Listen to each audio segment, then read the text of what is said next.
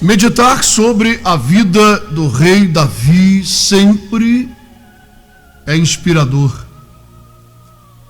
porque nós estamos falando de um homem especial, um homem que alcançou um grau de intimidade com Deus invejável. Um homem que alcançou um testemunho de ser ele alguém, um homem segundo o coração de Deus.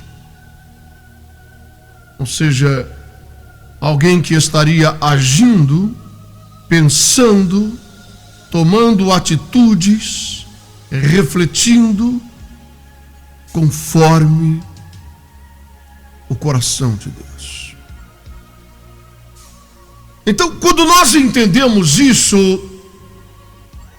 devemos também compreender que refletir sobre a vida de Davi é de fato inspirador. À medida em que nós almejamos o mesmo, almejamos estar cada vez mais próximos de Deus, almejamos sermos alguém que agrade a Ele, que faça as coisas de acordo com a vontade dEle. Nós sabemos que cometemos erros, temos problemas, assim como o rei Davi também os tinha, não é? Mas precisamos, nesta vida aqui, em meio a estes erros e a estes defeitos que permeiam, que estão ao nosso redor e que muitas vezes batem na porta do nosso coração, nós precisamos lidar com tudo isso seguindo o exemplo do rei Davi. E hoje, no final dessa tarde, eu estava meditando sobre um aspecto, um episódio na vida de Davi que muito me chama a atenção. O momento em que Davi ele é repreendido severamente pelo profeta Natã. Deus envia este profeta até Davi para dar a ele uma punição severa pelo seu pecado. Davi havia cometido um erro muito grande e ele pensou que ninguém soubesse disso, que ninguém estivesse a par do grande pecado que ele cometeu. Ele mandou matar um homem para ficar com sua mulher, Betseba, porque ele a havia engravidado. Tudo isso estava oculto aos olhos de todos, menos dos olhos de Deus. E então, Natã se aproxima do rei e diz a ele assim: eu trago para teu julgamento, rei Davi, a causa de um homem. E Davi então se assentou em seu trono e preparou para dar a sua sentença conforme sua avaliação da causa apresentada. E Natã disse: existem dois homens em teu reino, um é muito rico e o outro é bem pobre. E ele é tão pobre que, na verdade, ele só tem uma ovelha. E esse homem muito rico, ao receber uma visita em sua casa, disse: eu irei agradar a minha visita, mas eu não quero matar nenhuma ovelha do meu rebanho. Eu vou pegar e vou roubar a ovelha desse vizinho pobre, vou matá-la e vou servir ao meu visitante. E foi o que ele fez. Ele pegou a ovelha daquele seu vizinho pobre que não tinha nada, tinha apenas aquela ovelha. Matou e serviu ao seu visitante. E então o profeta Natã disse: é por esse homem pobre que eu estou aqui, para trazer a causa dele ao teu julgamento. E então Davi levanta-se do trono e emite uma sentença e diz: este homem rico que fez isso e que roubou a única ovelha desse homem pobre, esse homem deve morrer e pagar com a própria vida pelo que ele fez. Bem, até esse momento, Davi não fazia nenhuma ideia do que estava acontecendo. Para ele tudo estava normal. Para ele, nenhum dos seus comandados, nenhuma das pessoas que estavam debaixo de sua autoridade, nenhum general, nenhum auxiliar, ninguém sabia dessa história. E aqueles que desconfiavam não ousariam abrir a boca para falar nada. Tudo estava normal. Ele havia tomado por esposa a mulher de Urias. Ele mandou matar esse homem para que ninguém soubesse do caso, para que ele morresse em batalha e ele pudesse tomar aquela mulher como sua e ocultar aquele caso dos olhos de todos. Mas agora Deus manda Natã, o profeta, falar com ele. E quando Davi levanta-se de seu trono para emitir um julgamento acerca daquele homem rico que cometera aquela barbaridade de roubar a única ovelha daquele homem pobre,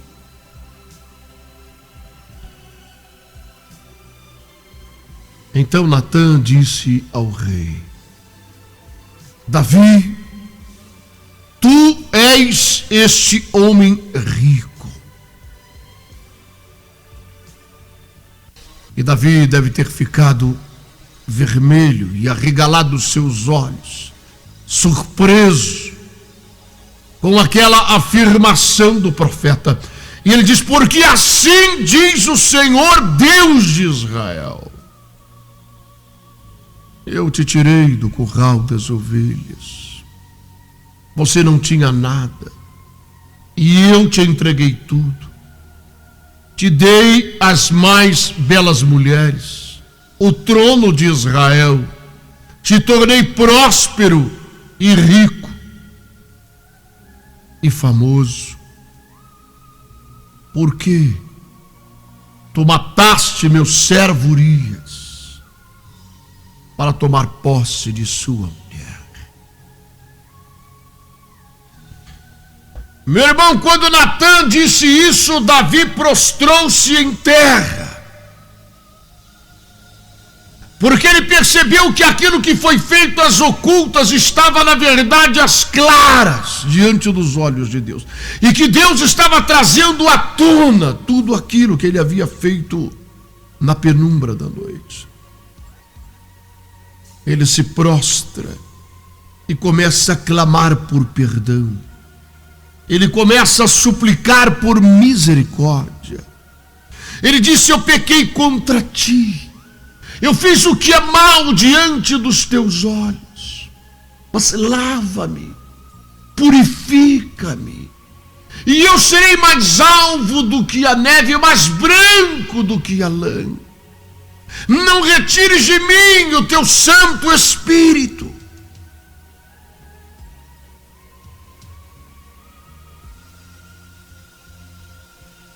Sabe, eu vou lhe dizer uma coisa.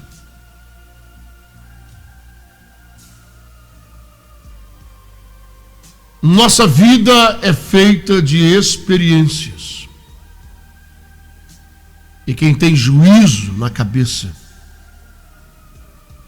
à medida em que nós vamos vivendo e obtendo estas experiências, nós devemos aprender.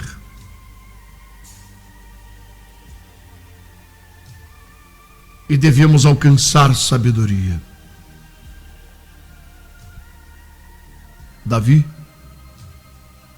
teve um aprendizado, uma experiência. O rei que o antecedeu chamava-se Saul.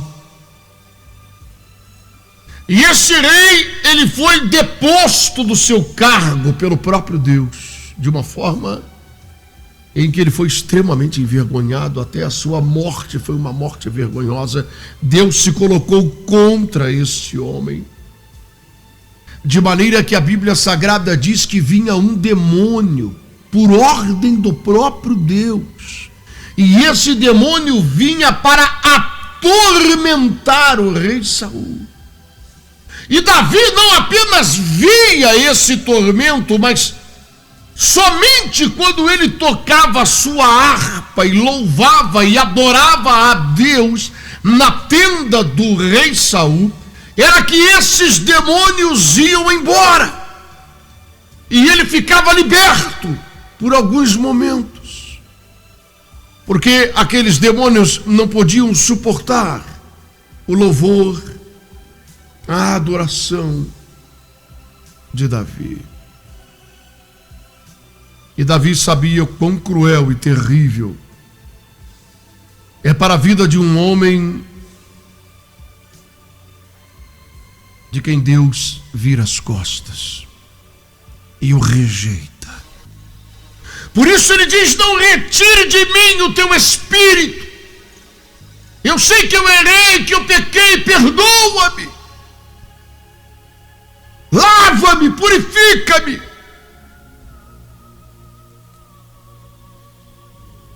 E nesta hora, então, Natã diz ao profeta Davi: tua vida será poupada. A tua sentença foi de morte.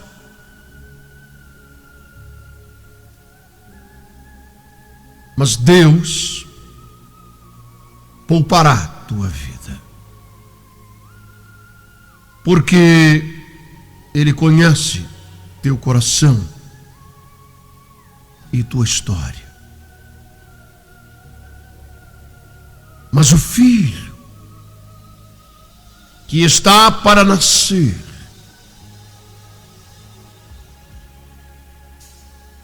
este morrerá. E Natã foi embora, e Davi ficou em prantos. Sua vida havia sido poupada pela misericórdia de Deus, que ouviu sua prece, seu quebrantamento, sua oração, e percebeu sua sinceridade e seu arrependimento. Mas Deus disse: o filho que está sendo gerado desta traição vai morrer. E então Betseba termina o seu período gestacional e ela tem esse filho. E essa criança nasce e imediatamente ela começa a ficar doente. A febre vai aumentando a cada momento. E tudo que as pessoas tentam fazer, e os médicos e os recursos, nada está dando resultado. Davi olha para aquela criança inocente, que não tinha culpa de nada, de seus erros, de seus pecados, de sua lascívia. E a criança estava morrendo por causa de seu pecado. Davi foi poupado. Deus o perdoou. Agora ele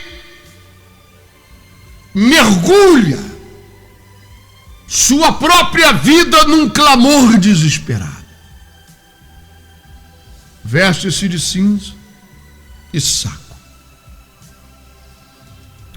Tira suas vestes de rei com os melhores tecidos. Tira suas joias, tira sua coroa. Coloca cinzas sobre a sua cabeça num ato de humilhação e de reconhecimento de que não é nada, apenas pó e cinza. E veste-se de um saco e se joga no chão. E ali ele fica sem comer e sem beber por vários dias. Enquanto a criança ardia em febre lá dentro do palácio, Davi estava prostrado com o rosto em terra, lá no chão, vestido de saco, jogando terra sobre a cabeça e clamando ao seu Deus. Misericórdia. Eu fico pensando nas palavras de Davi nesta oração, porque nós estamos falando da oração de um homem que conhece a Deus. Certa vez, em uma outra ocasião, em um outro erro cometido por Davi, quando ele mandou contar o número de soldados que havia em seu exército, como se fosse o número de soldados que lhe desse a vitória. Isto foi grave aos olhos de Deus. E Deus disse a ele: eu te ofereço 3 possibilidades como castigo pelo teu pecado. Escolha o que você quiser. Mas você vai sofrer a consequência deste teu pecado, desta tua soberba, de achar que é pela força da tua própria espada que você tem derrotado os teus inimigos e mandar contar os teus soldados para se vangloriar. Escolha uma das 3. E dentre as opções, havia uma em que o juízo viria pela espada de um anjo,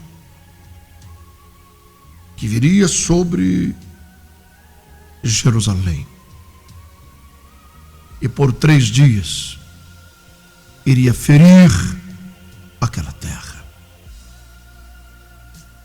E Davi tinha que escolher uma das opções dadas como castigo. E ele escolheu aquela que vinha do próprio Deus, da própria mão de Deus. E ele disse: caia eu na mão de Deus, e não na mão dos meus inimigos, e não na mão dos reis adversários, dos exércitos contrários. Eu seria totalmente aniquilado. Caia eu na mão de Deus, porque muitas são as tuas misericórdias. E de fato, ao escolher este castigo.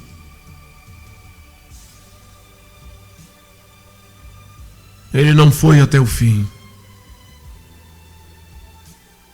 Quando Deus viu o sofrimento de todo aquele povo e o clamor de Davi por misericórdia, de tantas pessoas sofrendo por causa de um pecado que ele havia cometido, Deus teve compaixão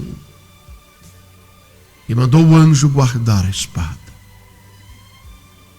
Então, nós estamos falando de alguém com experiência da misericórdia de Deus. E ele se joga em terra e começa a clamar. Com certeza Davi falou exatamente isso. Esta criança nenhum mal fez. Fui eu quem pequei. Fui eu quem fiz o que é mal aos teus olhos. Fui eu quem errei. Não permita que esta criança receba sobre si, em sua inocência, o juízo da morte que deveria vir sobre mim.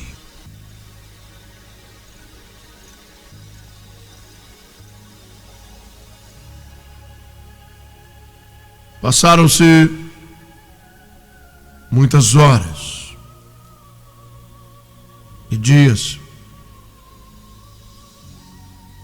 e Davi não saía de lá. Estava ficando fraco, sem voz, sem alimento, sem água, todo sujo de terra, vestido de saco. E as pessoas estavam ficando preocupadas com Davi. E elas pensavam o que irá acontecer se esse menino morrer. Nós tememos pela vida do rei. Ele não vai suportar. Porque estando a criança ainda enferma, ele está desse jeito. Ninguém pode falar com ele. Ele se demonstra cada vez mais triste, mais abatido. Seu clamor, seu choro é ouvido à distância. Deus não está respondendo. Ele está jejuando, se humilhando. E Deus não está respondendo. A febre da criança está cada vez mais alta. Se ela morrer, nós tememos que Davi blasfeme de Deus. Nós tememos que Davi vire as costas completamente para Deus. E todos nós sofreremos as consequências disso. E enfim, a criança acabou morrendo. Agora veja esta situação, meu irmão, minha irmã. Você que me ouve em algum lugar. Davi continuava com a sua cara enterrada na terra, clamando, orando, chorando, e ele começa a perceber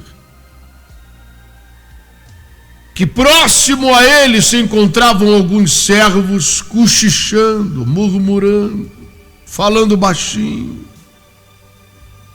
E ele percebeu que estavam cochichando algo sobre ele.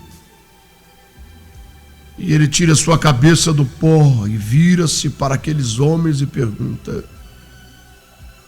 morreu a criança por quem eu tenho clamado?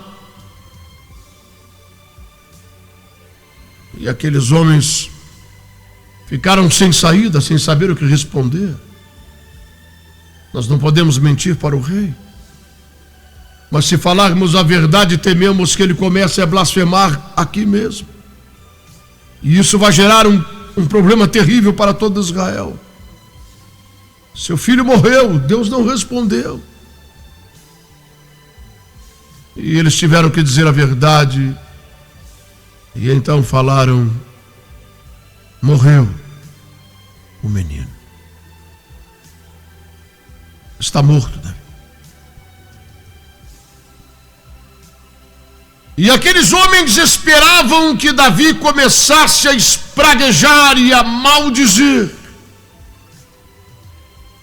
Mas assustadoramente, Davi tira aquelas roupas sujas e vai tomar um banho e veste suas roupas de rei e suas joias e se alimenta e bebe alguma coisa e restaura suas forças e se dirige ao templo do Senhor e lá ele o adora. Ah, meu irmão, minha irmã, que coisa maravilhosa isso. Não é à toa realmente que esse homem alcançou esse privilégio de ser considerado o homem segundo o coração de Deus. Quantas milhares de outras pessoas não tomariam a mesma atitude de Davi? Quantas milhares de pessoas hoje que de alguma forma se relacionam com este Deus de Israel e que jamais tomariam a mesma atitude de Davi, de se recompor, de se fortalecer, de se alimentar, de se banhar, de se arrumar e ir ao encontro de Deus e o adorar e bendizer o seu nome e falar de suas grandezas e lhe exaltar o nome no mesmo dia em que recebe a resposta que seu filho havia morrido, em que recebe a conclusão de todo o seu choro, de toda a sua humilhação, de seu jejum, de seu clamor.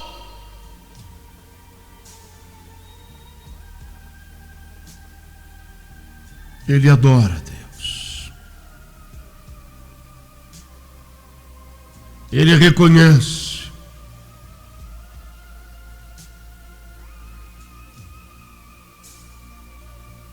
que ele próprio deveria ter morrido e Deus lhe poupou a vida e perdoou o seu pecado, mas que as consequências teriam que ser enfrentadas e seriam amargas. Mas Deus lhe poupou a vida. Deus teve compaixão e misericórdia. Sabe, passaram-se alguns dias e semanas e alguns meses.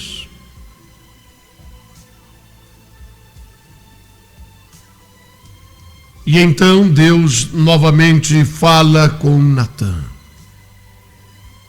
o profeta. O mesmo profeta que profetizou a morte da criança, pela qual Davi, homem segundo o coração de Deus, clamou desesperadamente e não adiantou. Se cumpriu a profecia e a criança morreu.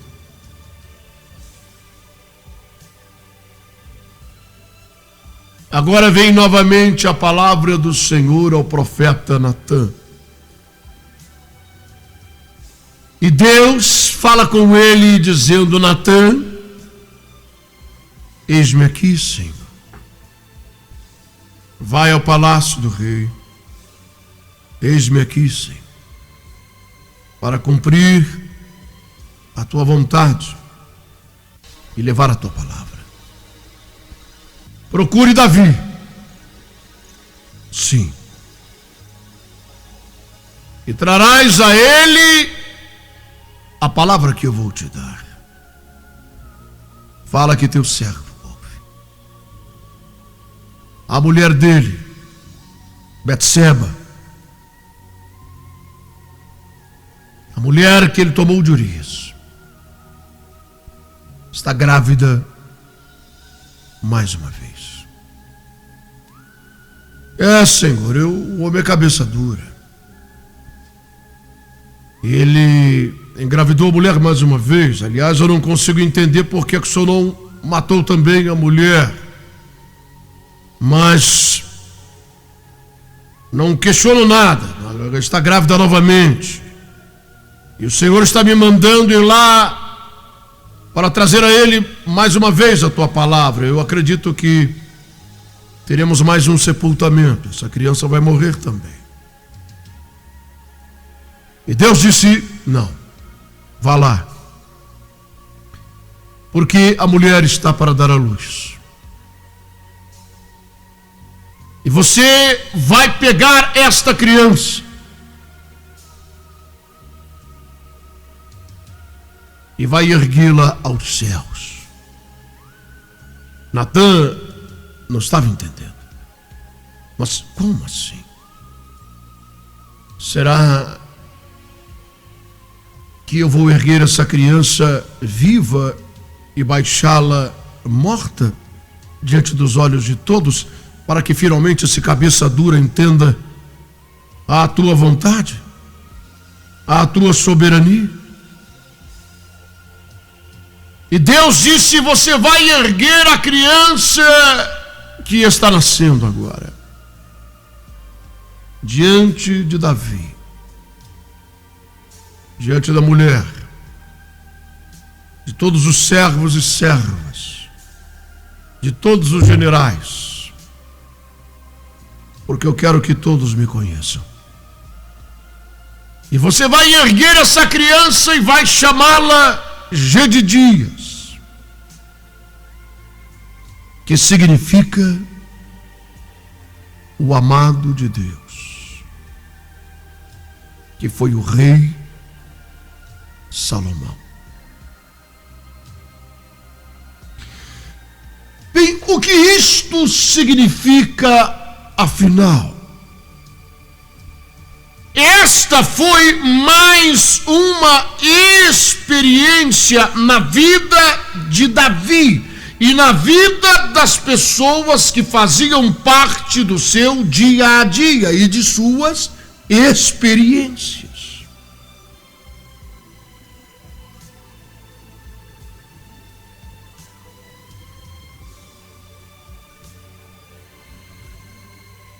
Todo aquele clamor, aquele pranto e aquele choro, aquela humilhação de Davi perante Deus, não foram rejeitadas por Deus. Porque grandes, como diz a Bíblia, são as suas misericórdias para conosco. E Deus concedeu que Davi pudesse gerar uma outra criança para ter alegria em seu coração. Sabe, eu vou lhe dizer uma coisa. Existem muitas situações na nossa vida, na minha e na sua vida, que talvez não sejam tão graves como a morte, talvez até sejam. Acredito que existam pessoas que estão me ouvindo que passem exatamente por isso. Mas muitas pessoas não são situações tão graves como a morte de alguém que você ama.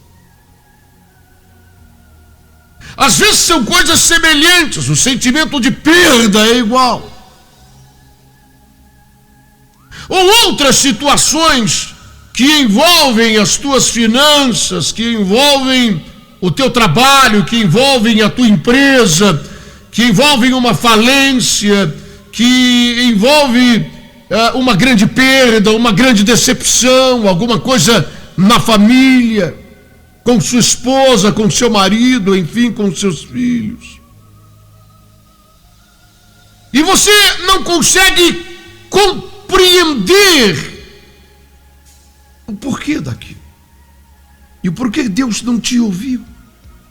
E qual a razão de toda esta situação que você está vivendo no momento.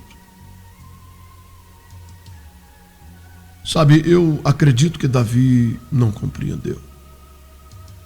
Por que aquela criança morreu? Por que Deus teve misericórdia dele e não teve misericórdia daquela criança inocente? E dele próprio, porque tratava-se de seu filho. E ele estava clamando por aquela criança de todo o seu coração. A verdade é que ele não entendeu. Porque o Senhor fez isso. Nós somos pecadores, nós somos errados. O Senhor é santo, santo, santo. Afinal, o Senhor não me perdoou. Eu não me tornei mais alvo do que a neve. Por quê?